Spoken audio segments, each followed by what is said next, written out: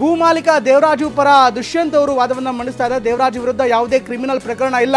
ಈಗ ಮಣಿಂದರ್ ಸಿಂಗ್ ಅವರು ವಾದ ಆಯಿತು. ಈಗ ಭೂಮಾಲೀಕ ದೇವರಾಜು ಪರ ವಾದ, ಸಿಬಿಐ ತನಿಖೆ ನಡೆಸುವಂತ ಅಗತ್ಯವೇ ಇಲ್ಲ ಅಂತ ದುಷ್ಯಂತ್ ಅವರು ವಾದವನ್ನು ಮಂಡಿಸ್ತಾ ಇದ್ದಾರೆ. ಭೂಮಾಲೀಕ ದೇವರಾಜು ಪರ ದುಷ್ಯಂತ್ ಅವರು ವಾದ ಮಂಡನೆ ಮಾಡ್ತಾ, ಈ ಒಂದು ಪ್ರಕರಣದಲ್ಲಿ ನಮ್ಮವರು ಯಾವುದೇ ರೀತಿಯಂತ ಕ್ರಿಮಿನಲ್ ಅಫೆನ್ಸ್ಗಳಲ್ಲೇ ಭಾಗ್ಯ ಇಲ್ಲ, ಅವರ ವಿರುದ್ಧ ಯಾವುದೇ ಕ್ರಿಮಿನಲ್ ಪ್ರಕರಣವೇ ಇಲ್ಲ. ಹೀಗಿದ್ದಾಗ ಸಿಬಿಐ ತನಿಖೆ ಯಾಕೆ ಮಾಡಬೇಕು, ಸಿಬಿಐ ತನಿಖೆ ನಡೆಸುವಂಥ ಅಗತ್ಯವೇ ಇಲ್ಲ ಅಂತ ದುಷ್ಯಂತ್ ಅವರು ವಾದವನ್ನು ಮಂಡಿಸ್ತಾ ಇದ್ದಾರೆ.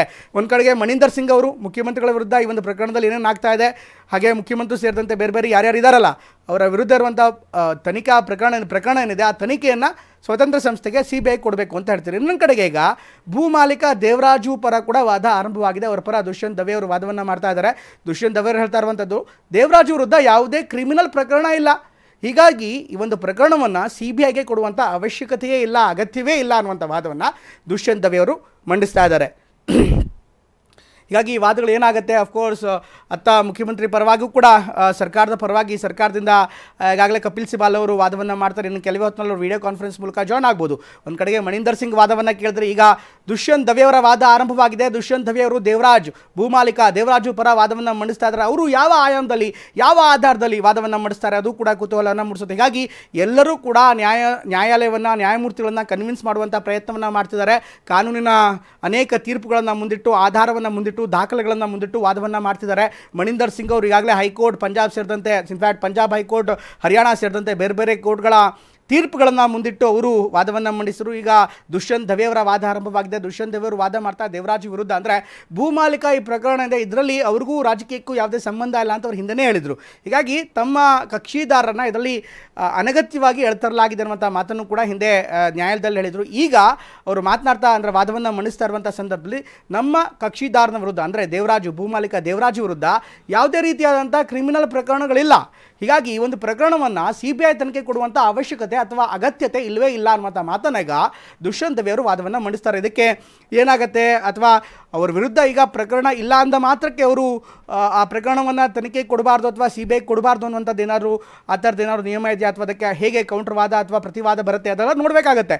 ಎನಿವೆ, ಈ ಒಂದು ಪ್ರಕರಣ ಇದೆ, ಪ್ರಕರಣದಲ್ಲಿ ಸಾಕಷ್ಟು ವಿಚಾರಗಳಿದೆ. ಒಂದು ಕಡೆಗೆ ಯಾಕೆ ಇದನ್ನು ಸಿಬಿಐ ತನಿಖೆ ಕೊಡಬೇಕು ಅಂತ ಆತ ಮುಖ್ಯಮಂತ್ರಿಗಳ ವಿರುದ್ಧವಾಗಿ ಮಣಿಂದರ್ ಸಿಂಗ್ ಅವರು ವಾದವನ್ನು ಮಾಡ್ತಾ ಇದ್ದಾರೆ.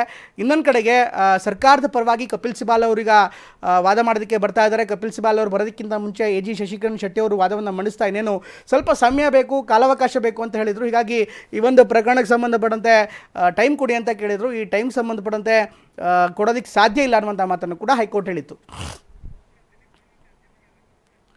ರೈಟ್, ಎಲ್ಲ ಬೆಳವಣಿಗೆ ಒಂದಾದರೆ ಇನ್ನೊಂದು ಕಡೆಗೆ ಮುಖ್ಯಮಂತ್ರಿಗಳ ಪತ್ನಿ ಪಾರ್ವತಿ ಅವರು ಕೂಡ ಈಗಾಗಲೇ ಹೈಕೋರ್ಟ್ಗೆ ಅರ್ಜಿ ಸಲ್ಲಿಸಿದ್ದಾರೆ. ಮುಖ್ಯಮಂತ್ರಿಯವರ ಪತ್ನಿ ಪಾರ್ವತಿ ಅವರಿಗೆ ಇಡಿ ನೋಟಿಸನ್ನು ನೀಡಲಾಗಿದೆ. ಇಡಿ ಸಮನ್ಸನ್ನು ಪ್ರಶ್ನೆ ಮಾಡಿ CM ಪತ್ನಿ ಪಾರ್ವತಿ ಅವರು ಈಗಾಗಲೇ ಅದನ್ನು ಹೈಕೋರ್ಟ್ನಲ್ಲಿ ಅರ್ಜಿ ಸಲ್ಲಿಕೆ ಮಾಡಿದ್ದಾರೆ. ಅದರ ವಿಚಾರಣೆ ಇವತ್ತು ಸಂಜೆ ಬರ್ತಾ ಇದೆ. ತುರ್ತಾಗಿ ಇದನ್ನು ವಿಚಾರಣೆ ಕೈಗೆತ್ತಿಕೊಳ್ಬೇಕು ಅನ್ನುವಂಥ ವಾದವನ್ನು ಮುಖ್ಯಮಂತ್ರಿ ಪತ್ನಿ ಪಾರ್ವತಿಯವರ ಪರ ವಕೀಲರವರು ಈಗಾಗಲೇ ವಾದವನ್ನು ಮಂಡಿಸಿದ್ದಾರೆ. ಅವರ ವಾದಕ್ಕೆ ಒಪ್ಪಿ ಅಂತಿಮವಾಗಿ ಇವತ್ತು ಸಂಜೆ ಈ ಒಂದು ಅರ್ಜಿಯನ್ನು ವಿಚಾರಣೆ ಮಾಡ್ತೀವಿ ಅನ್ನುವಂಥ ಮಾತನ್ನು ಕೂಡ ಈಗ ಹೈಕೋರ್ಟ್ ಹೇಳಿದೆ. ರೈಟ್, ಈ ಎಲ್ಲ ವಿಚಾರಗಳ ಬಗ್ಗೆ ಇನ್ನಷ್ಟು ವಿವರವನ್ನು ಕೊಡ್ತಾರೆ ನಮ್ಮ ಪ್ರತಿನಿಧಿ ಕಿರಣ್ ಕೂಡ ನೇರ ಸಂಪರ್ಕದಲ್ಲಿ ಜಾಯ್ನ್ ಆಗ್ತಾರೆ. ಕಿರಣ್, ಬಹುಶಃ ಈ ಒಂದು ಪ್ರಕರಣ ಇದೆ, ಈಗ ಇಡಿ ಎಂಟ್ರಿ ಆಗಿ ಹೊಸ ತಿರುವನ್ನು ಕೊಡ್ತಾ ಇದೆ. ಒಂದು ಕಡೆಗೆ ಸಿಬಿಐ ತನಿಖೆ ಆಗಬೇಕು ಅಂತ ಸ್ನೇಹಮಯಿ ಕೃಷ್ಣ ಅವರ ಅರ್ಜಿ ವಿಚಾರಣೆ ಆರಂಭವಾಗ್ತಾ ಇದ್ದಾರೆ. ಇನ್ನೊಂದು ಕಡೆಗೆ ಮುಖ್ಯಮಂತ್ರಿಗಳ ಪತ್ನಿಗೆ ಹಾಗೆ ಸಚಿವ ಭೈರತಿ ಸುರೇಶ್ಗೆ ಈಗಾಗಲೇ ಇಡಿ ನೋಟಿಸನ್ನು ಕೊಟ್ಟಿದೆ. ಈಗ ಅವರು ಚಾಲೆಂಜ್ ಮಾಡಿದ್ದಾರೆ ಹೈಕೋರ್ಟ್ನಲ್ಲಿ. ಯಾವ ಆಧಾರದಲ್ಲಿ, ಯಾವ ಗ್ರೌಂಡ್ಸ್ ಮೇಲೆ ಚಾಲೆಂಜ್ ಮಾಡಲಾಗಿದೆ ಕಿರಣ್ ಇದನ್ನು? ಈಗಾಗಲೇ ಇಡಿ ಅಧಿಕಾರಿಗಳು ಕಳೆದ ವಾರ ಪ್ರೆಸ್ ನೋಟ್ ರಿಲೀಸ್ ಮಾಡಿದಾಗಲೇ ಅವರು ಗ್ರೌಂಡ್ ಅನ್ನ ರೆಡಿ ಮಾಡ್ಕೊಂಡಿದ್ದಾರೆ ಅನ್ನೋ ಮಾತುಗಳು ಕೂಡ ಸಾರ್ವಜನಿಕ ವಲಯದಲ್ಲಿ ಕೇಳುವಂತೆ. ಯಾಕೆಂತಂದ್ರೆ ನೇರವಾಗಿ ಅವರು ಮುಖ್ಯಮಂತ್ರಿ ಇರ್ಬೋದು, ಅವರ ಕುಟುಂಬದವರು ಈ ಒಂದು ಪ್ರಕರಣಕ್ಕೆ ಸಂಬಂಧಪಟ್ಟಂತೆ ನಾವು ಈಗಾಗಲೇ 182 ಪ್ರಾಪರ್ಟಿನ ಅಟ್ಯಾಚ್ ಮಾಡ್ಕೊಂಡಿದ್ದೀವಿ, 142 ಪ್ರಾಪರ್ಟಿನ ಅಟ್ಯಾಚ್ ಮಾಡ್ಕೊಂಡು ಸುಮಾರು 300 crores ವರ್ತ್ ಮಾರ್ಕೆಟ್ ವ್ಯಾಲ್ಯೂ ಇದೆ. ಈ ಒಂದು ಮೂಡ ದೊಡ್ಡ ಮಟ್ಟದಲ್ಲಿ ಆಗಿದೆ. ಜೊತೆಗೆ ಬೇನಾಮಿ ಹೆಸರಲ್ಲಿ ಕೂಡ ಈ ಒಂದು ಸೈಟ್ಗಳನ್ನೆಲ್ಲವೂ ಕೂಡ ಪಡ್ಕೊಂಡಿದ್ದಾರೆ ಅನ್ನೋದು ವಿಚಾರವನ್ನು ಕೂಡ ಅವರು ಪ್ರಸ್ತಾಪ ಮಾಡಿದಾಗಲೇ ಇದೇ ಪ್ರಕರಣವನ್ನು ತನಿಖೆ ಮಾಡ್ತಾ ಇರುವಂತ ಏನು ಇಡಿ ಅಧಿಕಾರಿಗಳು ಈಗಾಗಲೇ ದೇವರಾಜ್ ಇರ್ಬೋದು ಪ್ರಕರಣದ ಅಕ್ಯೂಸ್ ನಂಬರ್ 3 ಮತ್ತು 4 ಮಲ್ಲಿಕಾರ್ಜುನ ಸ್ವಾಮಿ ಅವರನ್ನು ಕೂಡ ಈಗಾಗಲೇ ಕರೆದು ಅವರು ಇಂಟ್ರಾಗೇಷನ್ ಕೂಡ ಮಾಡಿದ್ರು. ಇನ್ನು ಉಳಿದಂತ ಇರುವುದು CM ಮುಖ್ಯಮಂತ್ರಿ ಸಿದ್ದರಾಮಯ್ಯ ಅವರು ಮತ್ತು ಅವರ ಕುಟುಂಬ, ಅವರ ಪತ್ನಿ ಆಗಿರುವಂಥ ಪಾರ್ವತಿ ಅವರ ಒಂದು ವಿಚಾರಣೆ ಅಗತ್ಯ ಇದೆ.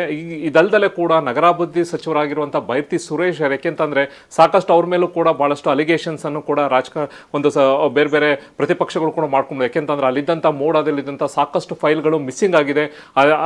ಏನು ಬೈರತಿ ಸುರೇಶ್ ಅವರು ಹೋಗಿ ಅಲ್ಲಿ ಮೈಸೂರಲ್ಲಿ ವಿಸಿಟ್ ಮಾಡಿದಾಗ ಮೂಡಾ ಕಚೇರಿಗೆ ವಿಸಿಟ್ ಮಾಡಿ ನಂತರ ಎಲ್ಲ ಫೈಲ್ಗಳನ್ನು ಕೂಡ ಅವರು ತೊಗೊಂಡೋಗಿದ್ದಾರೆ ಅನ್ನೋ ಒಂದು ಮಾತಿದು. ಜೊತೆಗೆ ಎಲ್ಲೆಲ್ಲಿ ಸಂಬಂಧಪಟ್ಟಂತೆ ಅರ್ಧಕ್ಕೆ ನಿಂತಿದೆ ಕೆಲವೊಂದಷ್ಟು ಪ್ರಕರಣವನ್ನು ತನಿಖೆ ಮಾಡ್ತಾ ಇರ್ಬೇಕಾದ್ರೆ ಅಲ್ಲಿ ಕೆಲವೊಂದು ಬೇನಾಮಿಗೆ ಕೊಡಿಸಿರುವಂಥದ್ದು ಇರ್ಬೋದು, ಬೇರೆ ಬೇರೆ ರಿಜಿಸ್ಟರ್ ಮಾಡಿಸ್ಕೊಂಡಿರ್ಬೋದು. ಈ ಒಂದು ಹಗರಣಕ್ಕೆ ಸಂಬಂಧಪಟ್ಟಂಗೆ ನಗರಾಭಿವೃದ್ಧಿ ಸಚಿವರಾಗಿರುವಂಥ ಬೈರತಿ ಸುರೇಶ್ ಅವ್ರನ್ನೂ ಕೂಡ ವಿಚಾರಣೆಗೆ ಈಗಾಗಲೇ ಸಮನ್ಸನ್ನು ಕೊಟ್ಟಿದ್ದಾರೆ. ಇದಲ್ದಲೆ ಇನ್ನು 14 ಸೈಟು ತೊಗೊಂಡಿರುವಂಥ ಏನು CM ಪತ್ನಿ ಇರುವುದು ಪಾರ್ವತಿ ಅವ್ರಿಗೂ ಕೂಡ ವಿಚಾರಣೆಗೆ ಈಗಾಗ ಒಂದು ಕೊಟ್ಟಿದ್ದಾರೆ, ನೋಟಿಸ್ ಕೊಟ್ಟಿದ್ದಾರೆ. ಕೊಟ್ಟಿರುವಂಥ ಇಡಿ ಕೊಟ್ಟಿರುವಂಥ ನೋಟಿಸನ್ನು ಪ್ರಶ್ನಿಸಿ ಈಗಾಗಲೇ ಹೈಕೋರ್ಟ್ನಲ್ಲಿ ಅವರು ಅರ್ಜಿಯನ್ನು ಸಲ್ಲಿಸಿದರೆ ತುರ್ತಾಗಿ ಈ ಒಂದು ಈ ಪ್ರಕರಣದಲ್ಲಿ ನಮಗೂ ಸಂಬಂಧ ಇಲ್ಲ, ಈಗ ಇದಕ್ಕೆ ಸ್ಟೇ ಕೊಡಬೇಕು ಅನ್ನೋ ಒಂದು ರೀತಿಯಲ್ಲಿ ಈಗಾಗಲೇ ಅವರು ಅರ್ಜಿಯನ್ನು ಸಲ್ಲಿಸಿದರೆ ವಿಚಾರಣೆ ಇಂದು ಸಂಜೆ ಹೈಕೋರ್ಟ್ ಎತ್ಕೊಂಡಿದೆ. ಇದ್ರ ಮಧ್ಯೆ ಇವತ್ತೇನು ವಿಚಾರಣೆಗೆ ಹಾಜರಾಗಬೇಕು, ಬಹುಶಃ ಅವರು ಹಾಜರಾಗಲ್ಲ, ಯಾಕೆಂದರೆ ಹೈಕೋರ್ಟ್ನಲ್ಲಿ ಬರುವಂಥ ತೀರ್ಮಾನ ನೋಡಿಕೊಂಡು ಮುಂದಿನ ಹಂತದಲ್ಲಿ ಅವರು ಕೈಗೊಳ್ತಾರೆ.